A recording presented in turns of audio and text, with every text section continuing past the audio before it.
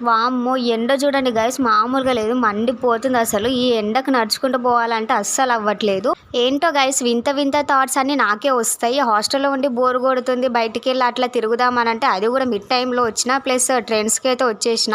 At least ఇక్కడైనా dress trial చేద్దాం అనేసి వచ్చిన. బట్ ఇక్కడికి వచ్చిన తర్వాత తెలిసిన విషయం ఏంటంటే ఇక్కడ నా సైజ్ డ్రెస్సెసే లేవు.